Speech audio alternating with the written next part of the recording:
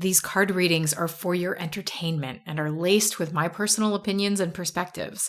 I'm not qualified to offer medical or legal advice. Seek professionals for legal, mental, or physical health needs, and know that while cards can give you major insights, ultimately, your moves are yours to make.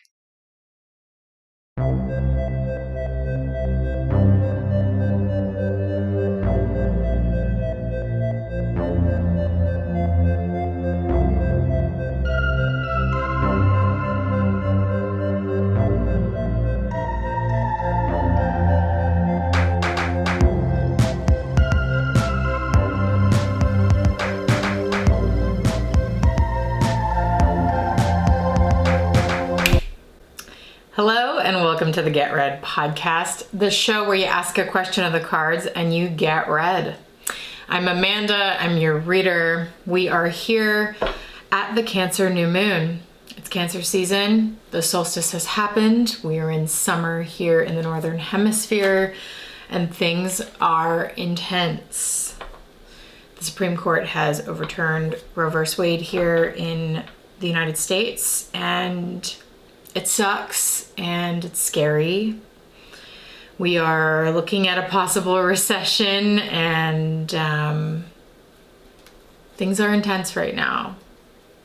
But we're here with the Fifth Spirit Tarot, one of my go-to decks by Charlie Claire Burgess. And we got a couple questions, so let's get into it. First question. My question is just kind of about my state of finances and income and abundance, just all things money related, just kind of where I'm at and what can I do to make things a little bit better. Thank you. Oh yeah. You and many of us here, my friends. So, okay, finances. What is going on for this person? Our first caller, what's going on with their finances? What can we find out here about the state, the financial state? Okay. Oh, interesting. Queen of Swords coming up already. So there could be something very specific to be gained here, some very specific information, some clarity that needs to come through, maybe around your yeses and your nos, the things that you commit to and say yes to, and the things that you're ready to release. And the way that this particular Queen of Swords is looking at us, it's kind of with an air of you already know, which is interesting. It's, you know, breaking the fourth wall, like looking right at the camera, so to speak, with that very knowing look. And the Queen of Swords doesn't really pull punches. So if she's looking at you with this sort of knowing look, she's really looking at you and saying, you know, like, you know what my eyeballs are trying to communicate. So that's interesting. We're starting with some sass from the Queen of Swords. Okay, let's see what she's trying to say. Woo!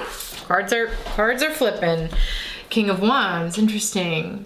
So the King of Wands steps up and becomes the leader, takes the lead, takes charge, picks up the torch and says, I'm going.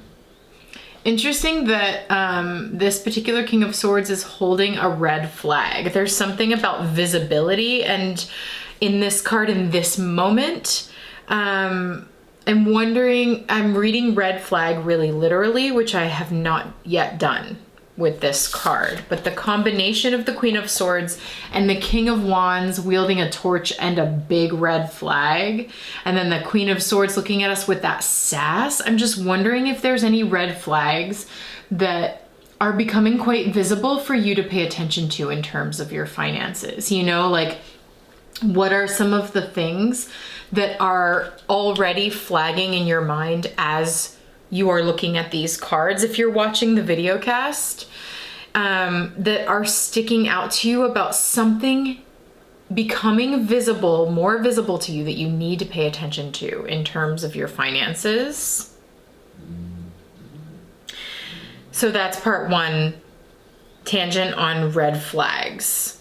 The second is, you know, again, going back to this leadership idea, the King of Wands takes charge, steps up. So there may be some sort of way or opportunity here for you to really step up and take the reins in terms of your finances. Like, in what way can you take more control over your money, you know, like, and therefore over your future? Because the King of Wands picks up the torch and blazes forward into possibly uncharted territory, but in like is moving towards the horizon with an air of confidence for the voyage. So there's a certain amount of stepping up to the plate and being willing to observe, see, and acknowledge the red flags. And then possibly with the King of Wands, like a willingness to do something about them, a willingness to actually take action. So with swords and wands, we have air and fire, and that combination would be see the thing, know the thing, understand the thing, acknowledge the thing, step up and do something about the thing. So that seems to be the combo here. And I like that we've got a queen and a king, because there is this very personal response that the cards are having to your question. They're not talking about external circumstances as much as they are talking about your personal relationship to your finances. And you know, the Queen of Swords, if we read queens as internal energy, there is a need to internally maybe look at some things more directly and with more objectivity and a franker, keener, more precise eye. And then if we read kings as what you're gonna do about it out in the world, the King of Wands would certainly say you need to take charge, take control, take action, regain a sense of agency when it comes to your financial future, which can be really difficult to do when we are facing the kind of financial circumstances that we are collectively in here in the United States anyway, but certainly all over the world. But there's a really strong sense of personal responsibility here that is very important, and being willing to see things as they are. Okay. Maybe we can get another card for this. One last bit of another royal. Pages, a page of swords. So maybe some financial literacy is in your future. There are a ton of incredible people that are offering their services as financial coach. I'm trying to think of, I think their handle on Instagram is the Financial Witch or something like that. I'm gonna look it up and link it in this video and in the video description on the video cast. So please do click the link and go to this person's Instagram, because I've been following them and I really like what they have to say about financial literacy and finances. They look at it in this particular way that acknowledges the systemic circumstances we are all in, that is capitalism, and does it in a way that upholds your personal agency within that larger system.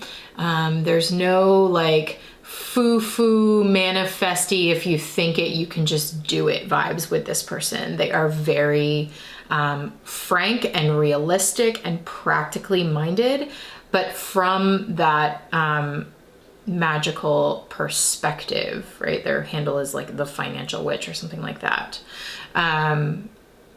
Anyway, you might be interested in their program or in their services to learn. Maybe there is a learning curve here for you financially where, you know, the Queen of Swords is saying, hey, maybe you have quite a bit to learn here, or there is something specific that you need to look at.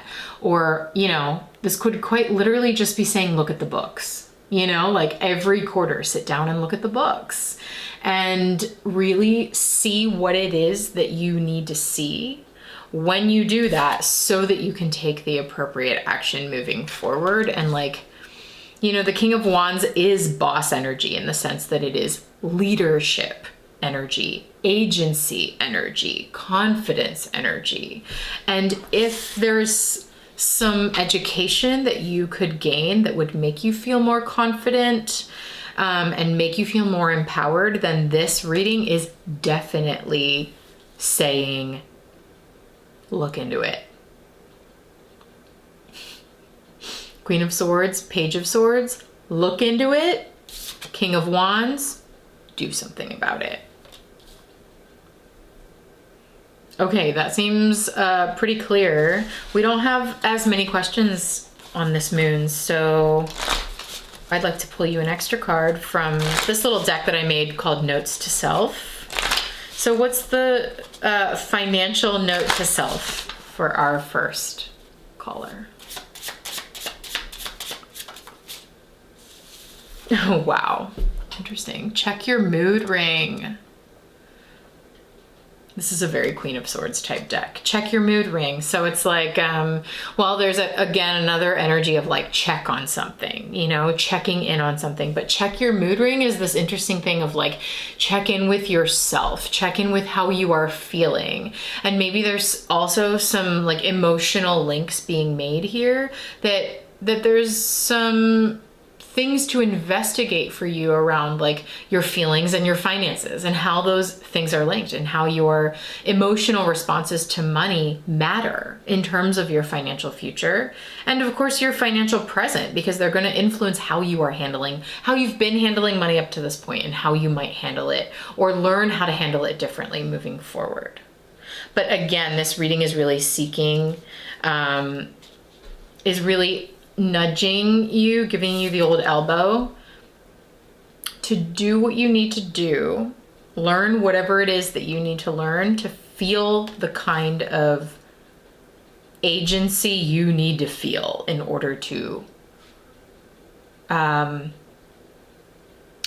get active about your finances. There's one other person I want to link here for you. I'm gonna link some financial literacy information because I'm in this struggle with you. This has been a huge learning curve that I've been starting to give to myself in the last few years. So, okay, very good. Nice question. I hope we can all benefit from your question. Thanks for calling in. Next.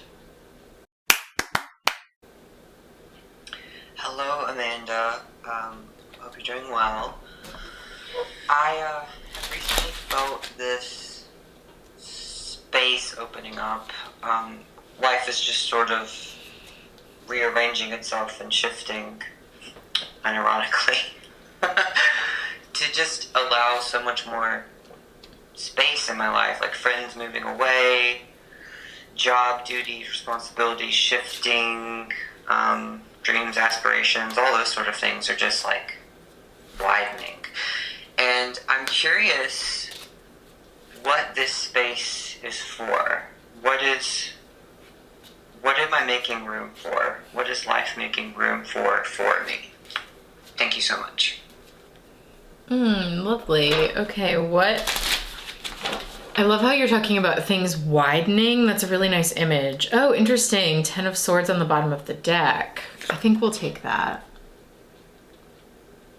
Things are widening to make room for something else. You're gaining all of this space by things exiting your You know, maybe certain things, especially with the Ten of Swords here, are ending. They are coming to an end. They're leaving your experience. They're passing out of your present so that something else can be reborn here with the little egg. So we've got, for those of you listening on the audio, we've got a dead bird with 10 pins stuck in it.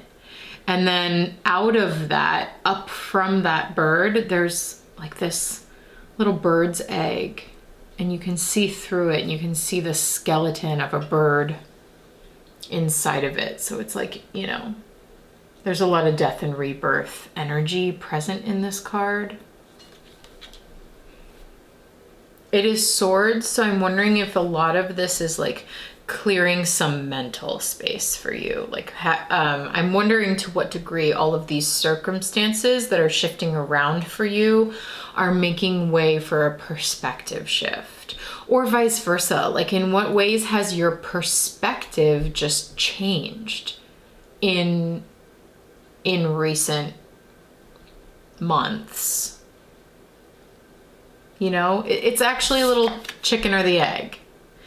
Did your perspective change? Did the way you see the world or think about things begin to change? And then did that start sort of automatically rearranging things in your life, however unconsciously? Or has things shifting around in your recent experience changed your perspective? Or is it beginning to change your perspective in any way? So this is a chicken or the egg sort of question. I like that. What else can we get to understand why there's all this shifting around and sudden space being made? Like, what is this? What is the things that are shifting and leaving? What is that making room for? Okay, we have the Six of Cups reversed, which could be like a clearing out of the past. We have the Five of Swords on top of that, which would also indicate some sort of perspective shift, some sort of change in mindset. And then I know this caller, Libra Moon card, right here in the house, Two of Swords with the Luna Moth. Interesting. The Luna Moth has been so present in my life lately. Two of Cups I've been seeing through the shuffle. It's on the bottom, so we'll take it. Okay, my friend, let me gather. Let me gather. Okay, I want to tell you a Luna Moth story. So when I've told the story twice recently, and here it is again.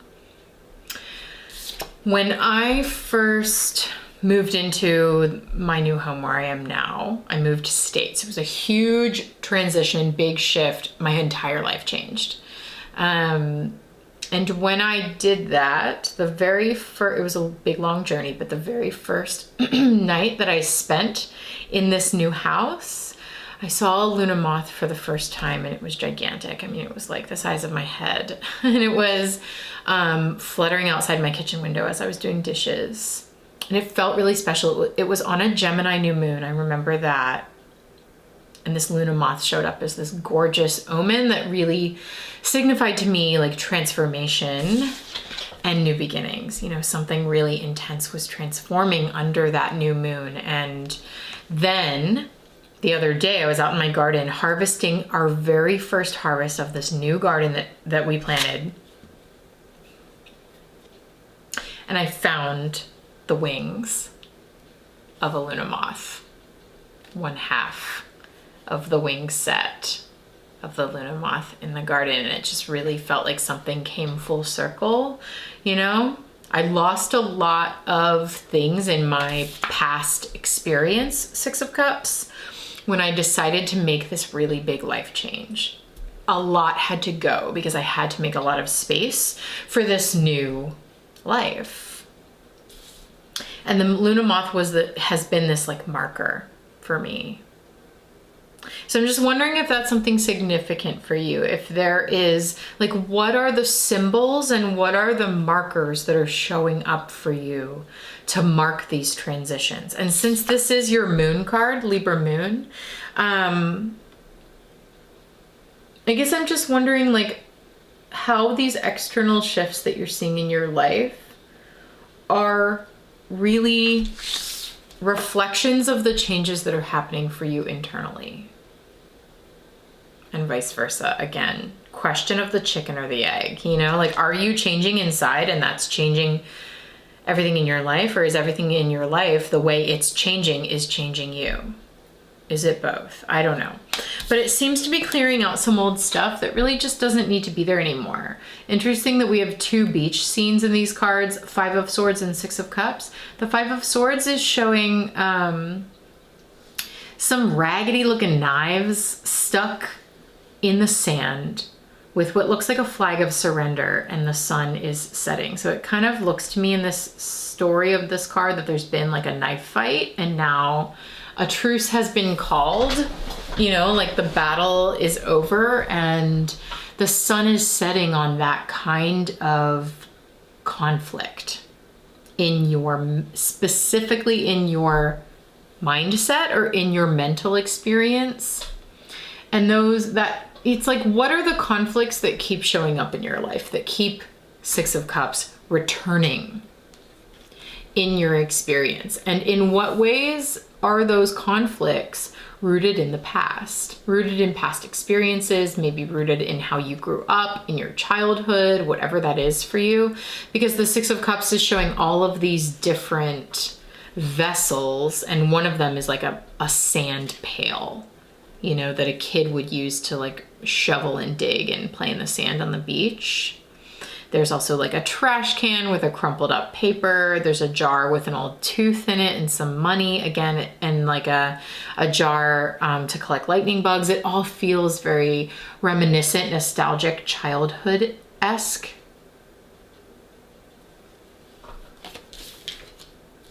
So that feels to me linked with the 10 of Swords. That's what's being cleared away.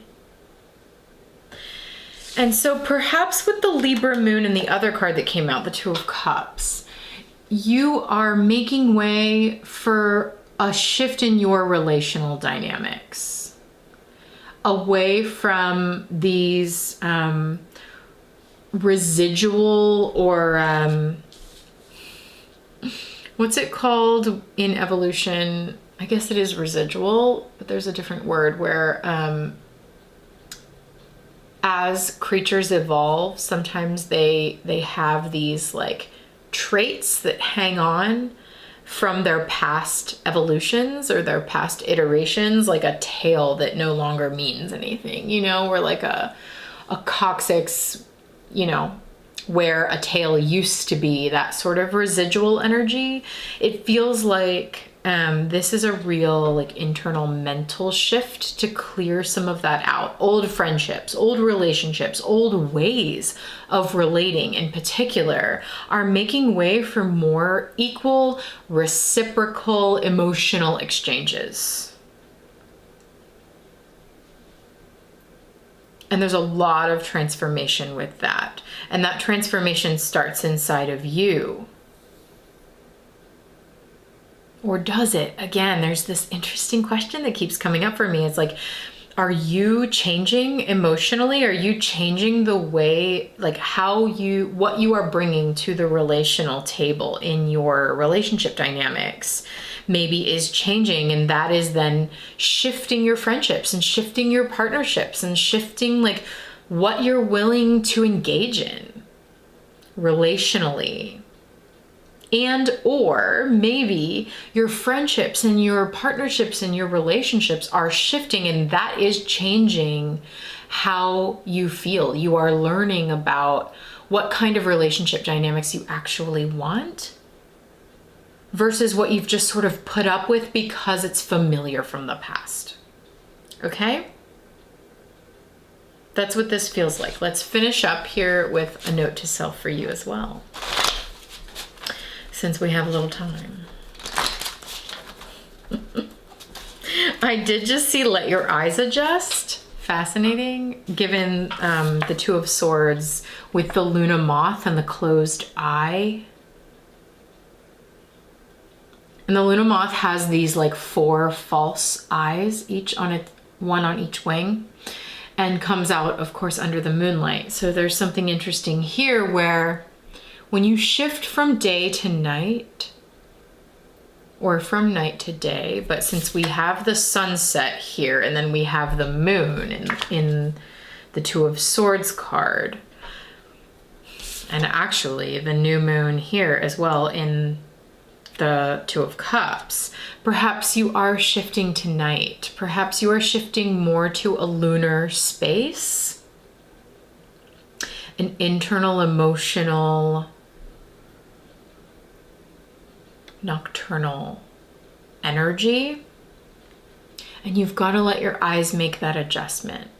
When you first turn off all of the lights, it takes a while for your eyes to adjust for you to be able to see in the dark the way you could in the daylight.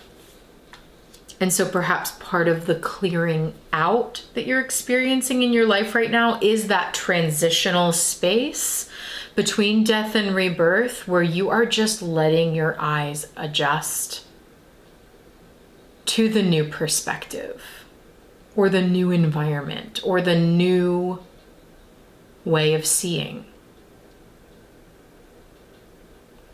And I very much wonder what the moon cycle has to do with all of this, especially since I told you that story of like new moons, you know, like Luna moths showing up new moon to new moon, and that marking a year-long cycle for me. And okay, so I'm wondering about cycles for you. I'm wondering about moon space, lunar space. Yeah. Okay, good. New relational dynamics. I like this for you. Good. Thank you for calling in. Great question. Juicy. If you have any updates, by the way, if you ever want to share, like call back in and give us a follow-up, we'd love to hear it. Okay, for this there's no other questions this week, but there's a lot going on in the world, obviously, as previously iterated, and I'm feeling the need for a collective reading. So I have Kim Cran's archetypes here in front of me, and I just want to do a reading for us. I want to do a reading for us all in light of recent legislative terror and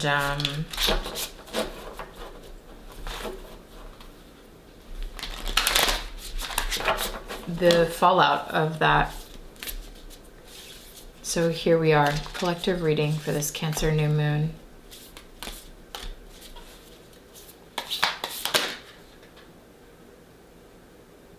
Okay, it's just too many. Let's try again. Okay. Oof. Oof. Seriously?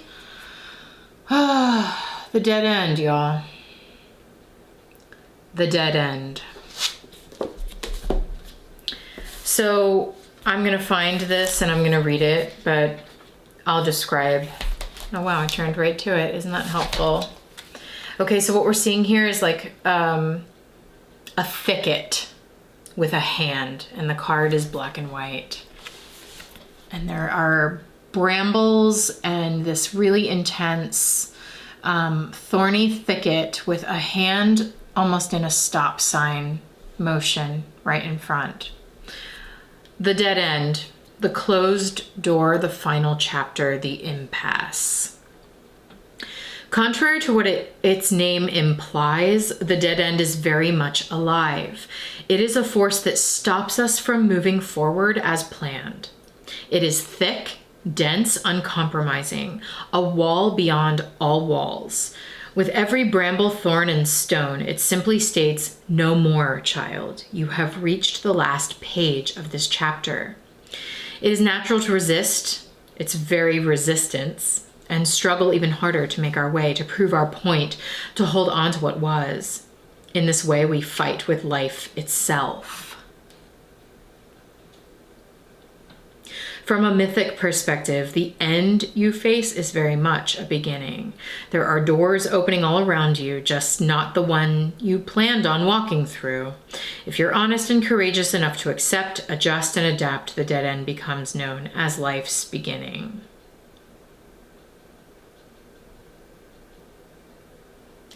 Note that in most stories and movies, the moment the protagonist reaches the dead end, something riveting happens. You are the protagonist. Reflect on dead ends in your past that led you to unimaginable wonders. The moment you accept the ending, a feeling of grace will arise. Doors begin to open both inside you and in the world. And Kim Kranz recommends Donna Hathaway's Giving Up to go deeper.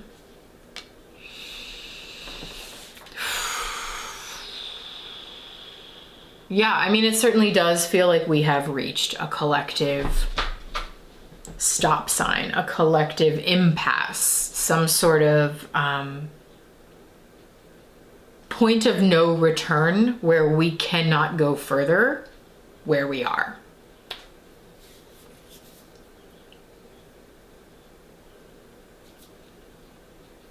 Okay, I feel like I want to get another card.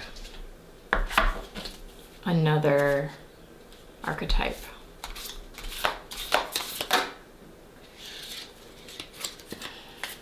All right. Too many cards again. These ones are hard to shuffle.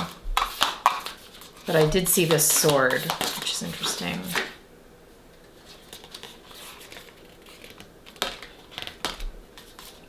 All right, two more. We got the tear. The tear, or is it the tear? Certainly looks like a tear to me. We see an eye crying, and it looks like this gemstone is falling out of the eye. And then we have the bridge. Two hands reaching out with a rainbow, bridging them over a body of water. So let's look at the tear.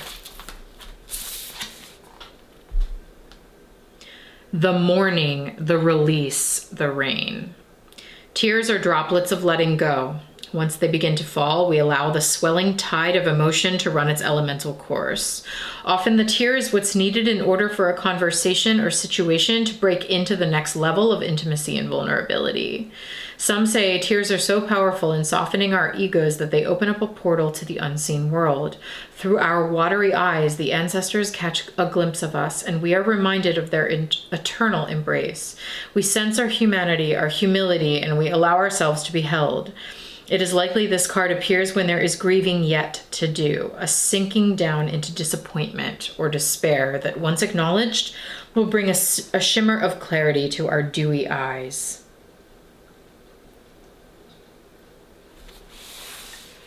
And then so here we are at the dead end, which would make sense to bring that tears response. And then it looks to me like that tear, those tears are dropping into this collective ocean, that body of water made up of collective tears, that the bridge is being formed across the hands. So let's look into the bridge. Let's try to understand.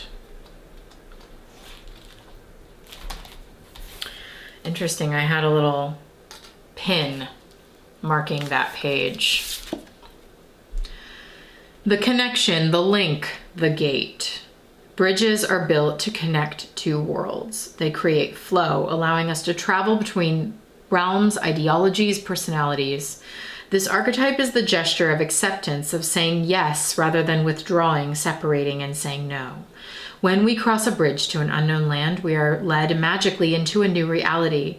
We open up to otherness. Healing and communication are made possible. We enter a state of curiosity, wonder, and learning. Okay, remember that a bridge cannot be forced. It must be made with love, or its structure will not withstand the inevitable weather of life.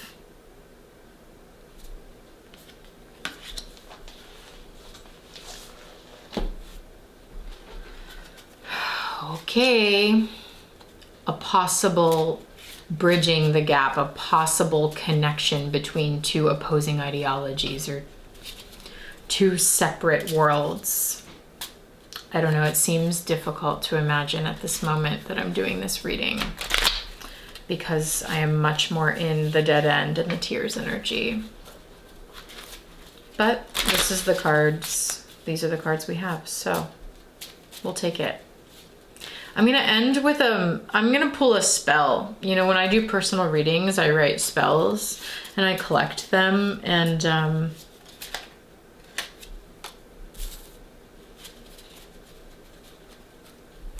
gonna pull one for us. This little deck of spells that I'm unintentionally creating. Okay, a spell for us here at the Cancer new moon. I like that we have all this water at the Cancer new moon. That seems appropriate. Okay.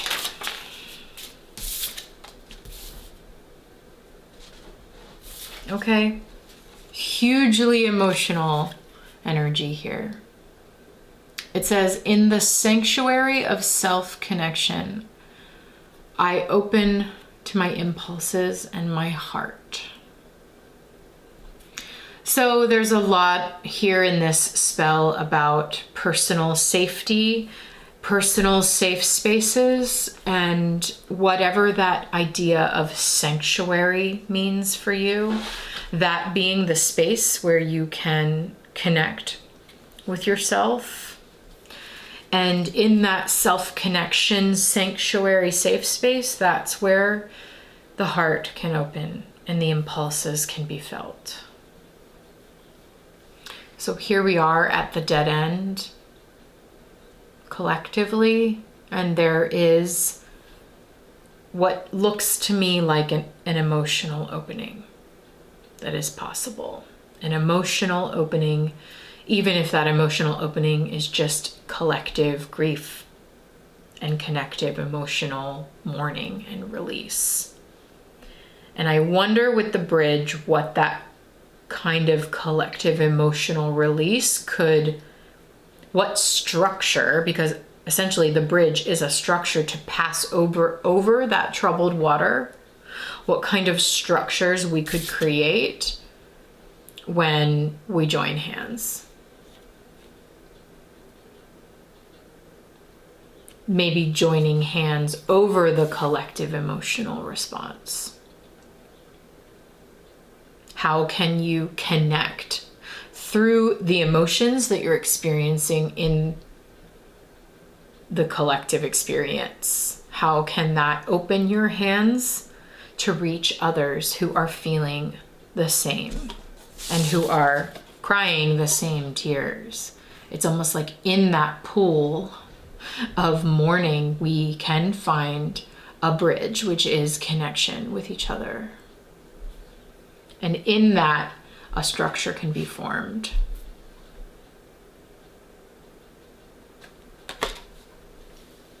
And I don't think it's an accident that it is this rainbow. What has become a symbol of gay pride and queerness and otherness, the ostracized and the mourning and the tears that we are shedding and the connection that we can find in that.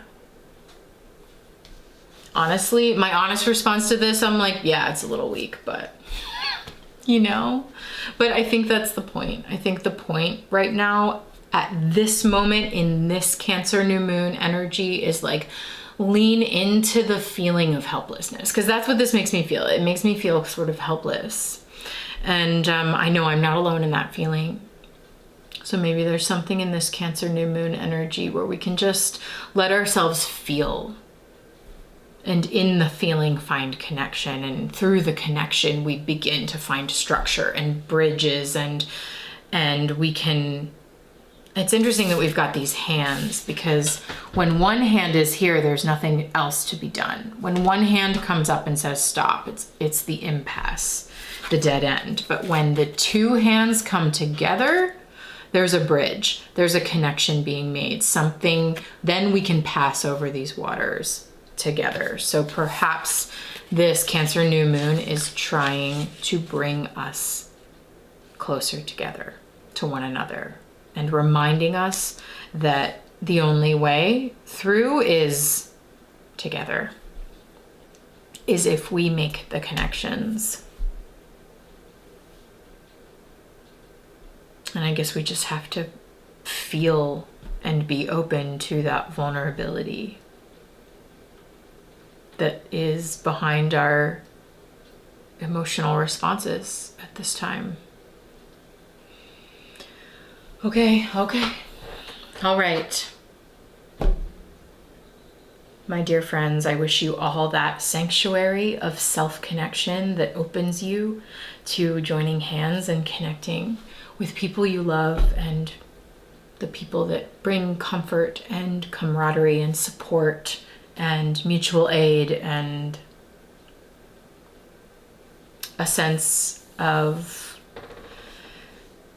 community. All right. Thanks for calling in. Those of you who have called in and asked questions. If you would like to ask a question of the cards and get read, you can go to www.unseenhandstarot.com. Click that little microphone on the side of your screen, record and submit, and maybe you'll get read. Until next time.